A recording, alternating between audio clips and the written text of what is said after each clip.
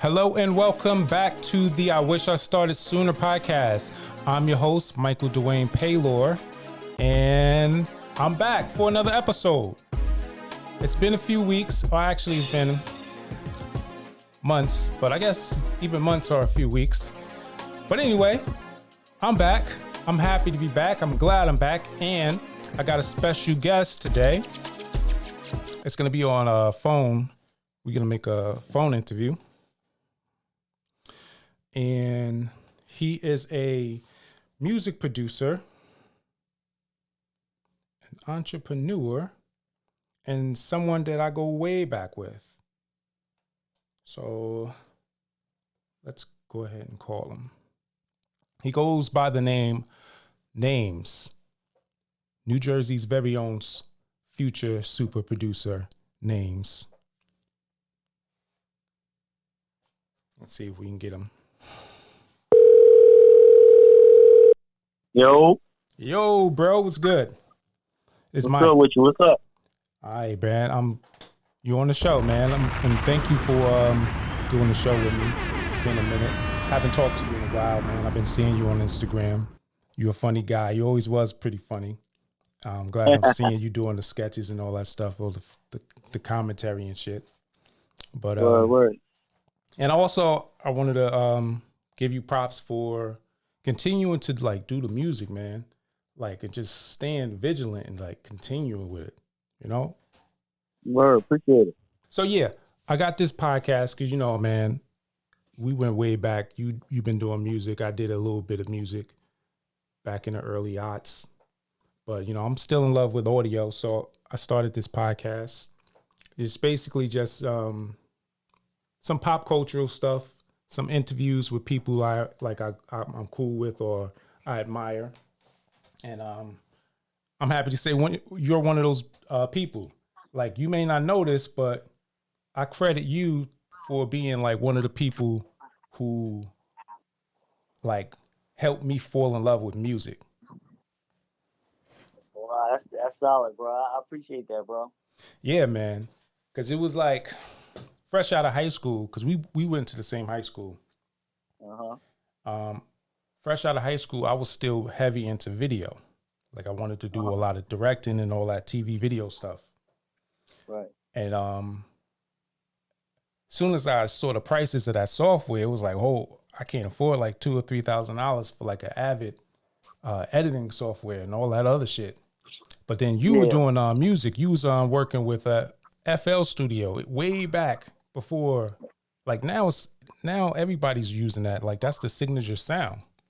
But you was like on that joint way before. Like, back then it was all about Pro Tools, and that was another overly expensive program, you know. So I remember back in the day it was like $199, $299 back in the day. Yeah, like just so you can actually put the vocals into the program, because that was the story I was getting to. So you couldn't record the vocals over the FL demo, so you always had to export it. So you was like, yo, one day you hit me up. It was like, yo, you going you ain't doing nothing. Can you take me to Best Buy? So I was like, hey, man, I ain't never doing nothing. Just sitting on my ass.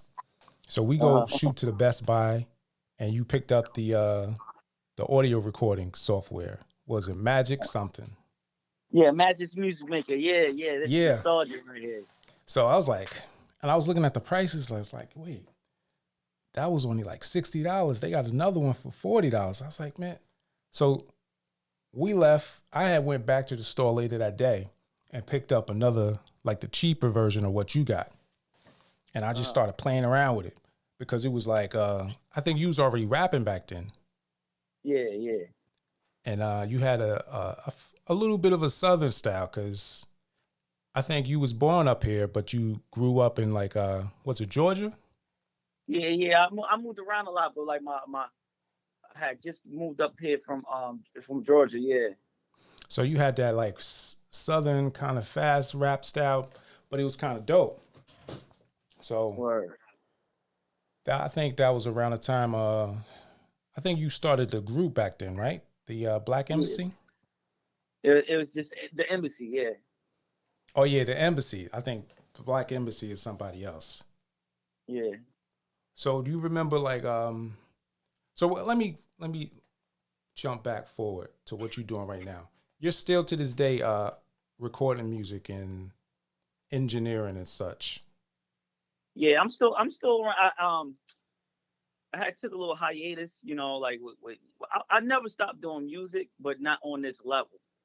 You know what I'm saying? I was doing music at a certain level, like a high level, and then I like relaxed after things have fell through whatever. I wasn't really feeling the industry, and then I came back into it. I want to say right when the pandemic hit. Like I was doing music, I was thinking about releasing some stuff or whatever, but it just wasn't the greatest of quality. I was in my house and just recording on my own, Hmm. and then I linked with my boy Louis J. And he opened up a studio, and I started working in the studio, and we became partners in other businesses and stuff like that. So I the like, studio you're at now, is that the Blades and Bar studio? yeah, So is that like a private studio? Is it open to the public? it's open to the public. What's the address? Where can people go? Address. We're actually in the verge of moving, so I don't want to give you an address because we're actually moving to a better space. Okay. So I don't want to give you an address because we're moving within the next month. But once I have the address, we're all lit and we're ready to go. You can always come through and check it out. You know what I mean? Family, so it ain't nothing. Yeah, that's definitely cool, man.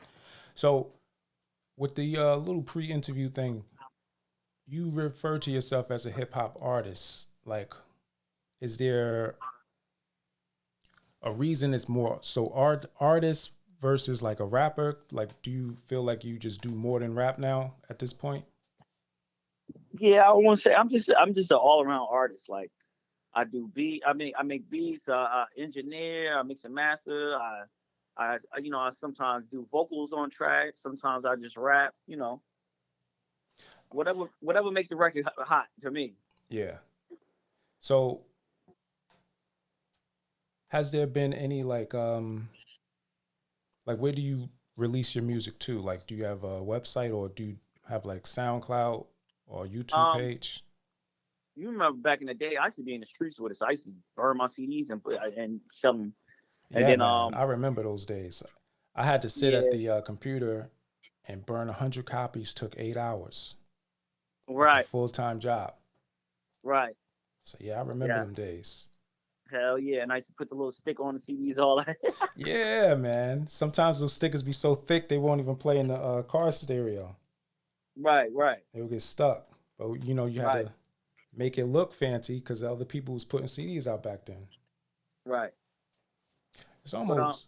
I like it. yeah, now I'm working on a release with artist named Drop Top Harv, and then I got stuff on all digital platforms. I released a single called Higher um this summer, but I got something working in progress right now.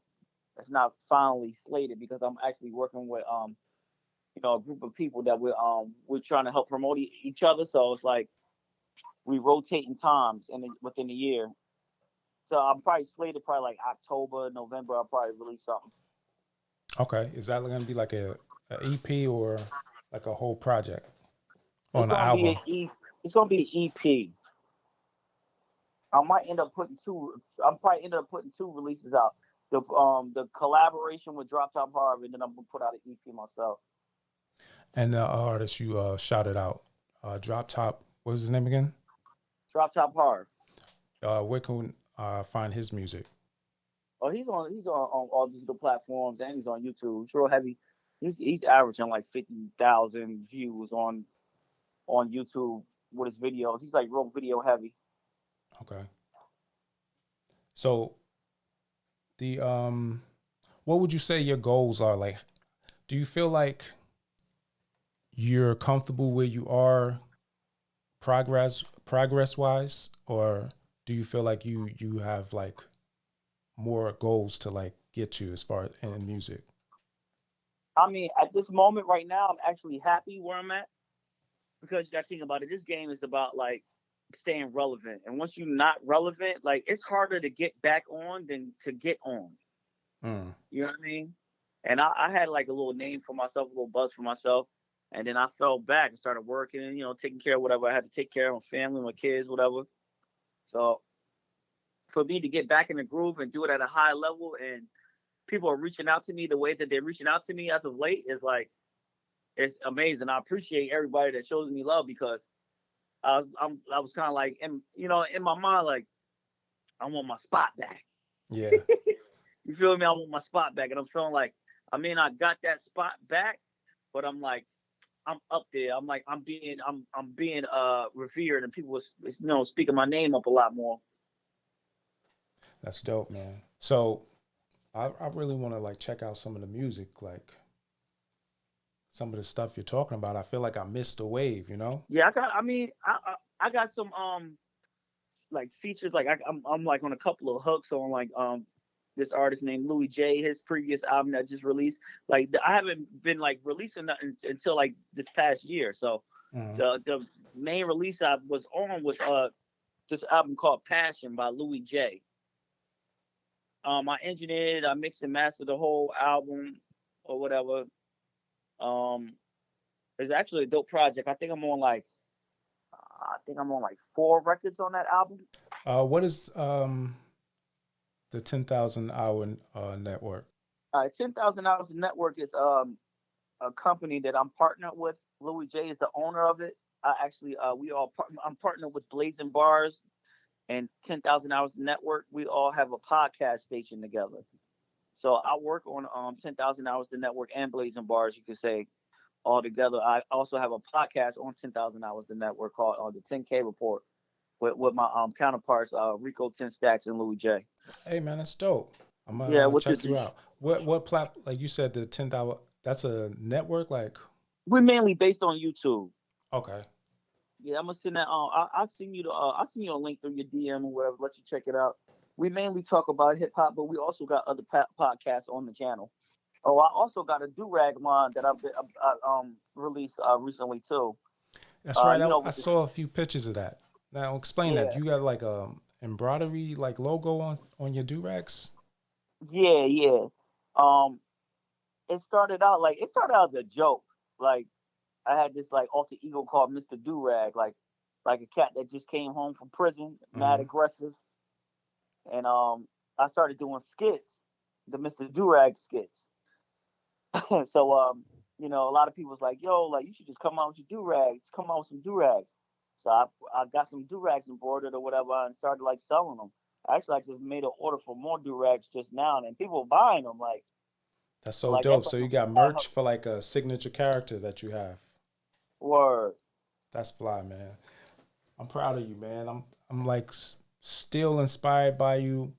I just wanted to shout you out, show you love, tell you that like just keep going, you know.